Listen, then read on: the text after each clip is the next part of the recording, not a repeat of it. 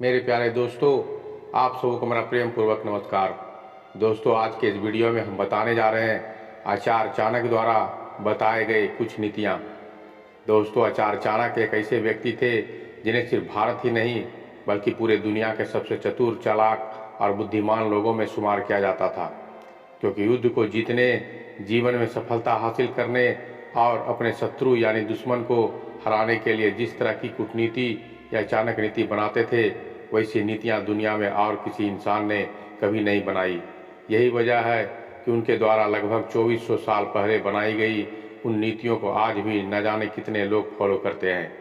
और आज की हमारी इस वीडियो में भी हम आपको चाणक्य द्वारा बताई गई 8 ऐसे नीतियों के बारे में बताने वाले हैं, जिनका इस्तेमाल करके आप अपने किसी भी दुश्मन को बड़े ही आसानी से हरा सकते हैं और दुश्मन आपके घर में नौकर बनकर रहेगा।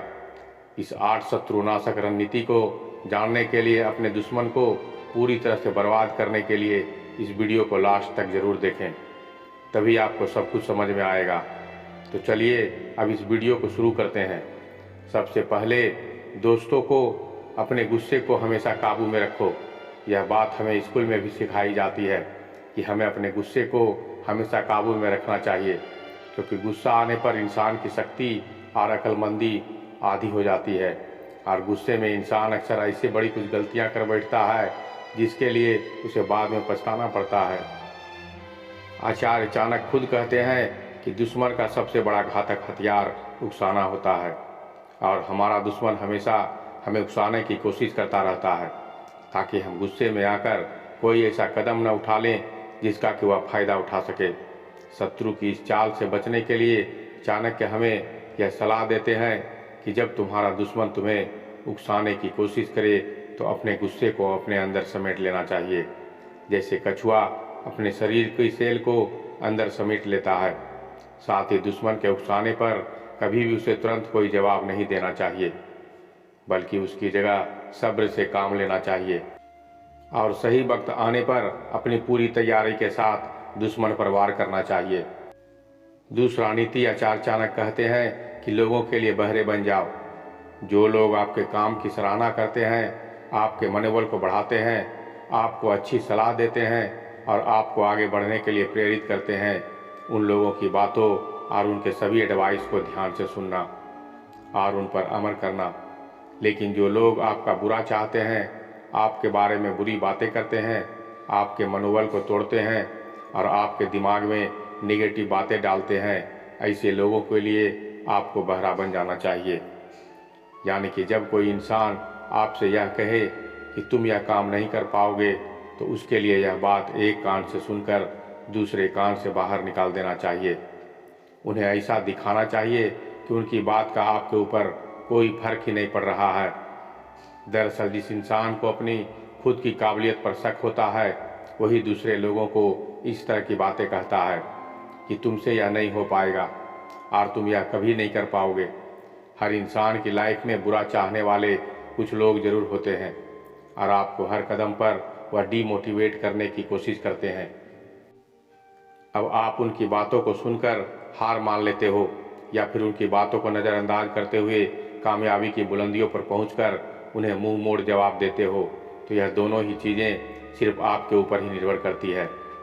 तीसरा वे है, इसमें आचार्य चाणक्य कहते हैं कि दुष्ट व्यक्ति पर कभी भी भरोसा मत करो।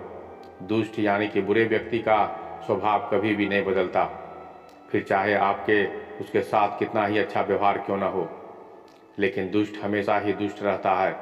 वह कहते हैं कि दुष्ट व्यक्ति से ज़्यादा जहरीला इस दुनिया में और कोई नहीं होता, क्योंकि सांप का जहर उसके दांतों में होता है और बिच्छू का जहर उसके पूंछ में होता है, लेकिन दुष्ट इंसान के हर एक अंग में ही जहर भरा होता है। इसलिए दुष्ट पर भरोसा करना एक बहुत बड़ी भूल मानी जाती है। असल में दुष्ट इंसान कभी भी किसी का दोस्त हो ही नहीं सकता। इसलिए चाणक्य दुष्ट लोगों के साथ ठीक वैसे ही बर्ताव करने के लिए कहते हैं जैसे कि एक जहरीले सांप के साथ किया जाता है। यानी कि जिस तरह से जहरीले सांप के फन को कुचल दिया जाता है, ठीक वैसे ही दुष्ट लोगों के साथ भी किया जाना चाहिए। चौथे पे है, अगर हाथ में जहर फैल जाए तो उसे काट कर फेंक दो। दोस्तों, आचार्य चाणक्य कहते हैं कि अगर हाथ में जहर फैल जाए तो उसको काट देना ही बेहतर होता है, क्योंकि अगर उस जहरीले हाथ को ना काटा गया तो उसका जहर पूरे शरीर में फैल जाएगा, जिससे ना सिर्फ शरीर के दूसरे हिस्सों को नुकसान होगा बल्कि उसकी वजह से उस इंसान की मौत भी हो सकती है। असल में चाणक्य यह कहना चाहते हैं कि ऐसा इंसान जो आपका बहुत ज़्यादा करीबी है, उसके बारे में आपको यह पता चले कि वह अंदर ही अंदर आपका बुरा चाहता है, तो फिर उस इंसान से हमें तुरंत ही दूरी बना लेना चाहिए, क्योंकि यही वो दुश्मन होते हैं जो कि आपको सबसे गहरा घाव पहुंचाते हैं। यह दुश्मन आपका कोई भाई, आपका दोस्त, रिश्तेदार और यहाँ तक कि आपकी पत्नी भी हो सकती है। दरअसल ऐसे लोग ऊपर से तो यह दिखाते हैं कि वह आपके सगे हैं, लेकिन अंदर ही अंदर वह आपको बेइंतहा नफरत करते हैं। और इससे पहले कि वह आपको अपनी नफरत की आग में भस्म कर दे, आपको ऐसे लोगों को खुद से दूर कर देना चाहिए। 5वें पे है, आचार्य चाणक्य कहते हैं कि दुश्मनों को कभी भी घायल करके मत छोड़ो। रोग, सांप और शत्रु, इन तीनों को कभी भी घायल करके नहीं छोड़ना चाहिए, क्योंकि रोग यानी कि बीमारी का अगर पूरा इलाज नहीं किया गया तो फिर वह किसी भी समय दोबारा उभर सकती है। सांप को अगर घायल करके छोड़ दिया जाए तो वह घायल होकर पहले से भी ज़्यादा खतरनाक हो सकता है। और ठीक इसी तरह अगर शत्रु यानी दुश्मन को सिर्फ घायल करके छोड़ दिया जाए तो फिर वह अपनी इस हार की वजह से बदले की आग में जलता रहता है, और फिर वही दुश्मन मौका मिलने पर दोगुनी ताकत से हमला कर देता है। इसलिए दुश्मन पर हमेशा इस तरह से वार करना चाहिए कि वह दोबारा कभी भी उठ ना सके। नंबर 6, अपने दुश्मनों से कभी भी नफरत मत करो। दोस्तों, यह बात सुनकर अजीब लगता होगा। चाणक्य का कहना है कि आपको अपने दुश्मन से कभी भी नफरत नहीं करनी चाहिए, क्योंकि जब कोई इंसान किसी से नफरत करता है तो वह उसके बारे में अपने सोचने समझने की क्षमता खो बैठता है, और ऐसी स्थिति में उसको अपने दुश्मन की सिर्फ कमजोरियां नजर आती है, जबकि ताकत के बारे में उसको कोई भी ख्याल नहीं रहता है।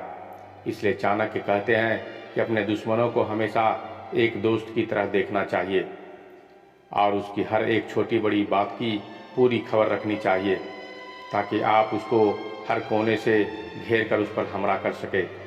आपके वार करने पर उसको कहीं से भी बच निकलने का कोई रास्ता ना मिले, क्योंकि इस तरह जब दुश्मन पर वार किया जाता है तो जीतने के चांसेस बहुत ही ज़्यादा बढ़ जाते हैं। नंबर 7, आचार्य चाणक्य कहते हैं कि बल की जगह बुद्धि का इस्तेमाल करो। अपने दुश्मन पर पहला वार कभी भी बल यानी हथियार से नहीं करना चाहिए, बल्कि इसकी जगह पहले अपनी अक्ल का इस्तेमाल करते हुए दुश्मन को अपने जाल और कूटनीतियों में फंसाना चाहिए, और अपनी नीतियों के दम पर दुश्मनों को जितना ज़्यादा हो सके उतना कमज़ोर कर देना चाहिए। दुश्मनों को कमज़ोर करने का सबसे अच्छा तरीका यही होता है कि उसका उन लोगों से दूर कर दो जो उसकी सबसे बड़ी ताकत है, और जब आपको लगे कि आपका दुश्मन अब अकेला होकर कमज़ोर पड़ चुका है तब उस पर पूरी ताकत के साथ वार करना चाहिए, क्योंकि ऐसी स्थिति में आपका एक ही वार आपके दुश्मन को घुटने टेकने को मजबूर कर देगा। इसलिए चाणक्य कहते हैं कि दुश्मन को अपने बल पर नहीं, नीतियों के जाल पर पहले फंसाना चाहिए। नंबर 8, इसमें चाणक्य कहते हैं कि जो बोलना हो मुंह पर बोलो। हर एक इंसान के लिए यह बहुत ज़रूरी होता है कि वह हमेशा सच बोले, और वह जिस किसी को कुछ भी कहना हो वह सीधा उसके मुंह पर कहे। ऐसा कभी नहीं होना चाहिए कि आपको किसी से कुछ कहना है और आप इसके लिए आप किसी और का सहारा ले।